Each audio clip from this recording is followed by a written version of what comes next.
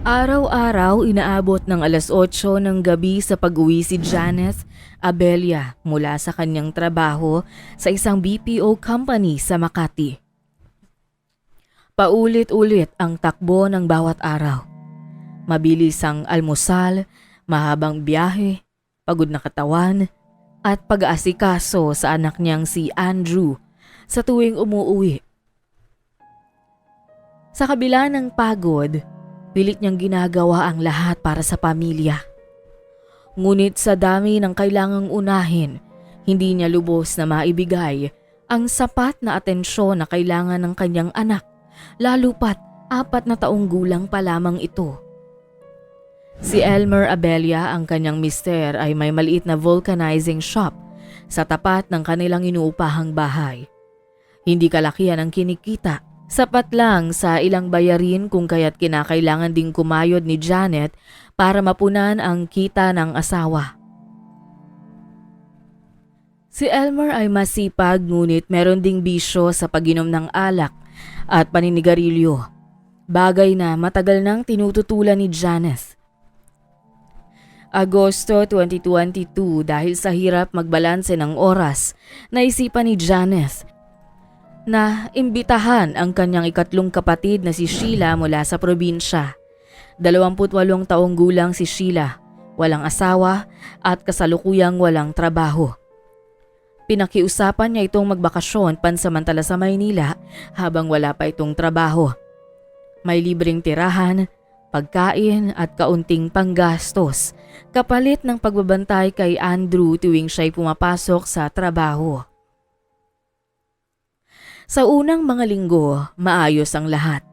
Madaling nakagaanan ng loob ni Andrew ang kanyang tita Sheila. Masayahin ito, madaldal at tila may natural na talentong alagaan ng bata. Nakahinga ng kaunti si Janice. Sa wakas, may katuwang na siya kahit papano. Ngunit hindi nagtagal ay may mga napansin siyang mga bagay na hindi pangkaraniwan at kahina-hinala.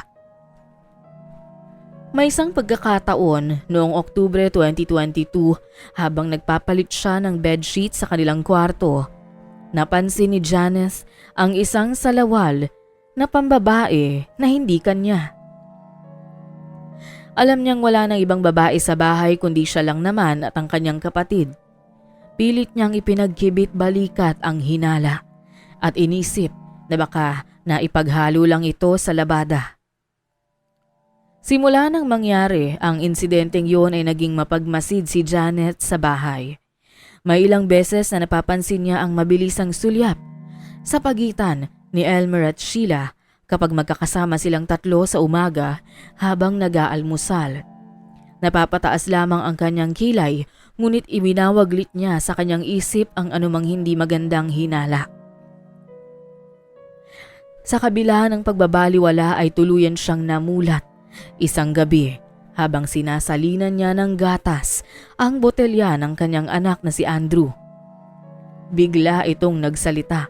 Bagamat hindi diretso at pautal-utal, ay nasabi nito na nakita niya umano ang kanyang tita Sheila at ang kanyang daddy Elmer na walang suot na damit habang sila ay nasa kwarto. Biglang nanikip ang dibdib ni Janice. Hindi niya malaman kung paano sasagot o mag-react sa sinabi ng anak. Ang bata ay hindi pa ganap ang pangunawa, ngunit may malinaw na imahe sa kanyang isipan nang nakita nito. Pilit niyang kinalma ang kanyang sarili habang tulog ang kanyang asawa sa sala at nasa hiwalay na silid ang kanyang kapatid. Pinili niyang manahimik dahil una niyang isinasaalang-alang ang kapakanan ng kanyang anak. Sa mga sumunod na gabi, hindi na naging gaya ng dati ang pakiramdam niya sa loob ng sariling tahanan. Sa isip ni Janice, nagsimula ang isang pakikibaka na siya lang ang nakakaalam. Kalaunan ay may nadiskubre si Janet kung paano nag-ugat ang lahat. Isang linggo pa lamang noon matapos ang pamamalagi ni Sheila sa bahay ni Janet at Elmer ay nagsimulang umusbong ang bawal na pagnanasa sa pagitan ng dalawa. Naglalaban noon si Sheila sa kusina habang binabantayan ang tulog na pamangkin na nasa kwarto habang bukas ang pinto. Dumaan si Elmer sa loob para kunin ang ilang tools sa ilalim ng lababo na kailangan niya para sa pangungumpuni. Doon niya nakita si Sheila, nakashort ng maikli, pawisan ngunit kitang-kita ang hubog ng katawan, lalo na ang maputi nitong hita. Dala ng init ng katawan ay sinadyang isagi ni Elmer ang kanyang siko sa katawan ni Sheila habang naglalaba ito. Bagamat gulat ay tila naunawaan ni Sheila ang pahiwatig na iyon ni Elmer. Doon na nagsimula ang unang pagtataksil. Sa loob mismo ng kanilang banyo naganap ang isang pangyayaring bunga ng kapusukan ng dalawa. Nauwi yon sa paulit-ulit na tagpo. Madalas ay sa hapon habang tulog ang bata, minsan ay kahit gising si Andrew. Basta't naglalaro ito o abala sa panonood ng TV, inakala nilang hindi ito makakaintindi.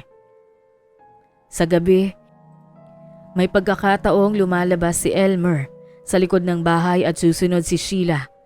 Doon sila naglalapit sa dilim habang si Janet ay mahimbing na natutulog, bunga ng matinding pagod mula sa shift sa trabaho. Hindi nila alam na sa isa sa mga gabing yun, isang kapitbahay ang nakakita sa kanilang ginagawa. Si John Mark na kainuman ni Elmer ay napahinto at nakita ang mainit na tagpo sa pagitan ng dalawa. Nagulat siya sa nasaksihan ngunit hindi niya nagawang sawayin ang dalawa sa puntong iyon. Sa isang sesyon ng inuman, kinausap niya si Elmer at pinagsabihan sa kanyang nakita. Ngunit sa halip na makinig ay nagbanta pa umano si Elmer na huwag makikialam sa kanilang buhay at sa kanyang mga desisyon. Habang tuloy-tuloy ang gabi-gabing pagtataksil, si Janice na walang kamalay-malay ay patuloy sa kanyang routine. Kumayod para mairaos ang pang-araw-araw habang buo ang tiwala sa mga kasama nito sa bahay. Hanggang sa dumating ang araw na nalaman niya mismo sa kanyang 4 na taong gulang na anak ang isang pagtataksil na nagaganap sa kanilang bahay. Sa pagitan mismo ng kanyang asawa at kapatid. Sa bawat araw na lumilipas, mas tumitindi ang bigat sa dibdib ni Janice.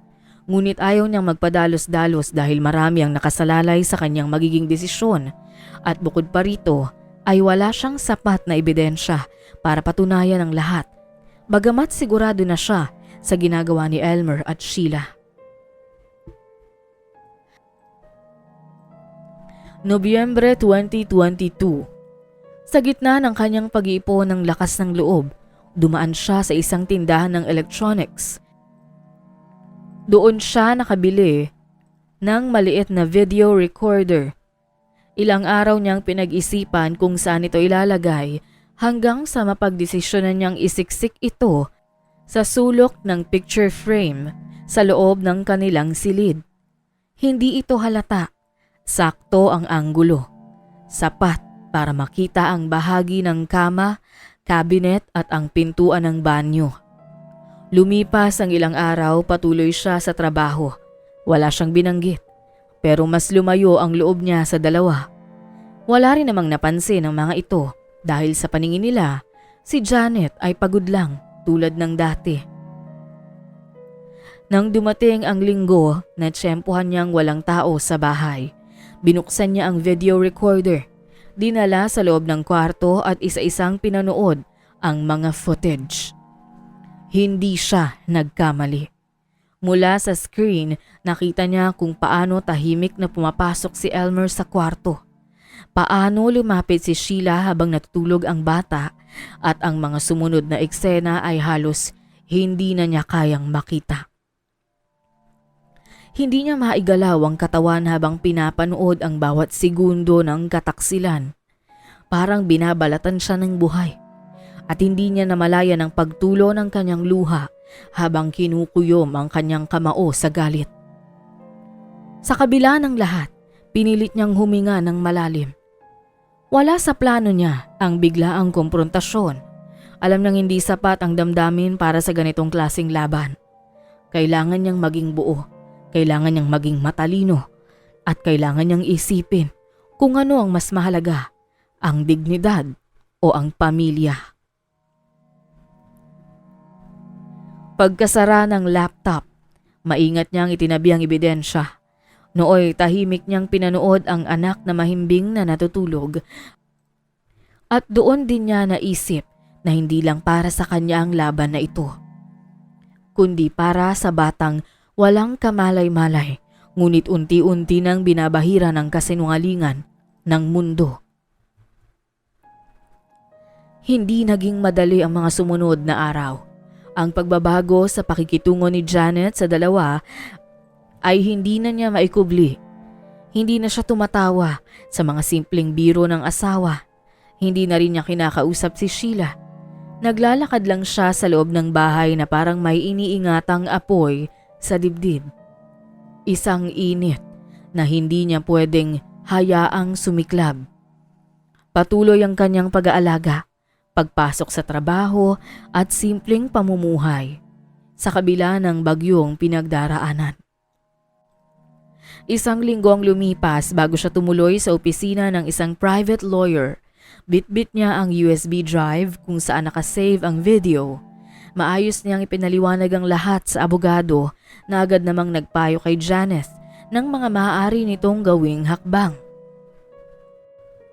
Sa ilalim ng RA 9262 Violence Against Women and Their Children, isinampan niya laban kay Elmer ang emotional at psychological abuse, pati na rin ang kasong concubinage. Hindi rin niya pinalampas si Sheila. Dahil sa parehong batas, maaaring managot ang sinumang sangkot sa vowsy, lalo na kung ito ay kamag-anak mismo.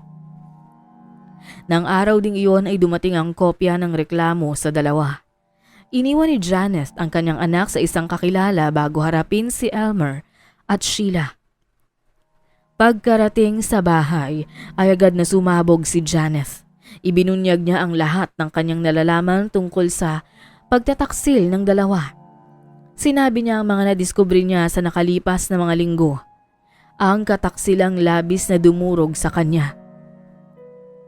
Sa gitna ng rebelasyong ito ay tanging pagkagulat ang makikita sa dalawa. Tila hindi nila napaghandaan ang araw na yun. Si Elmer ang unang lumapit sa asawa. Pilit niya itong niyakap at sinabing nagkakamali si Janet sa kanyang ibinibintang. Sinundan ito ng pagsasalita ni Sheila. Pinabulaanan niya ang mga sinabi ng kanyang ate at sinabing kung kanino man ang galing ang mga impormasyong yun ay sinisira lang nito ang kanilang pamilya. Ngunit hindi na nakinig pa si Janice. Alam niya ang katotohanan at hindi na siya papayag na muling malinlang sa pagkakataong iyon. Magkakasunod na hampas sa dibdib ang ibinigay niya sa dalawa.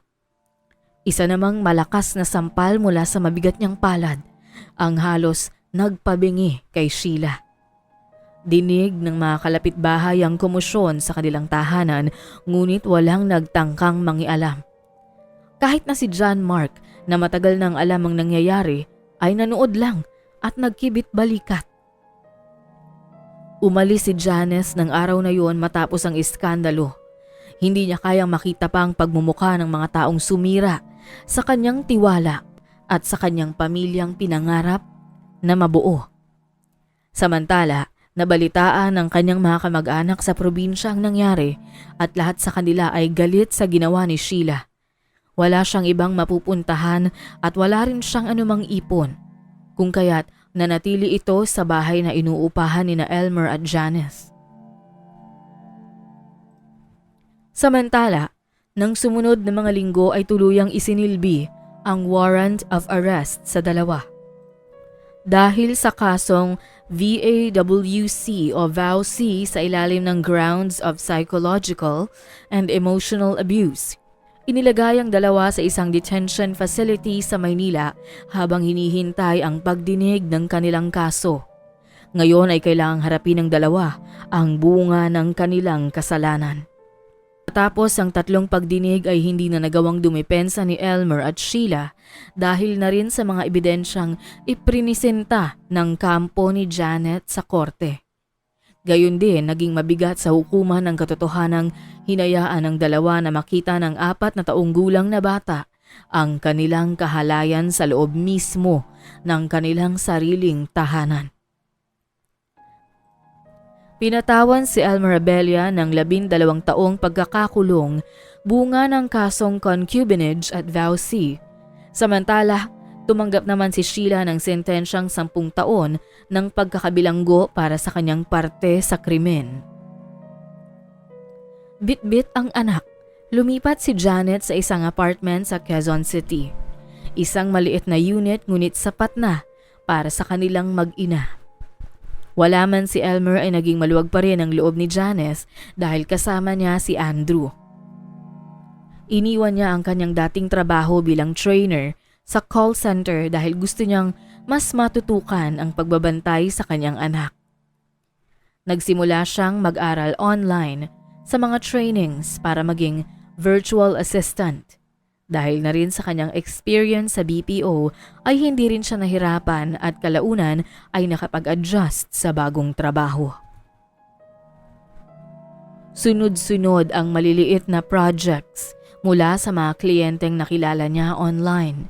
Lalo pa itong nagtuloy-tuloy sa kasagsagan ng pandemic kung saan naging in demand ang kanyang trabaho. Mahirap man ang kanyang sitwasyon dahil sa puyat sa trabaho at pagiging full-time sa kanyang anak. Isang himala na napagsabay niya ito kahit wala na siyang katuwang ngayon. Nagkaroon siya ng magandang kita sa kanyang trabaho dahilan para makalipat sila sa mas maganda at mas malawak na tirahan. Sa kasalukuyan, may mga pagkakataon pa ring bumabalik sa alaala ang mapait na kahapon. Ngunit sa tuwing tinititigan niya ang anak na ngayon ay malaki na, naiisip niyang meron pa rin siyang dahilan para magpatuloy sa kanyang laban. Matapos ng insidenteng yon ay nagkaroon ng panibagong direksyon ang buhay ni Janice at Andrew. Samantala si Elmer at Sheila ay nakapiit sa magkahiwalay na bilangguan. Pinagbabayaran ang parusang kapalit ng panandaliang sarap at bawal na relasyon na kanilang pinili.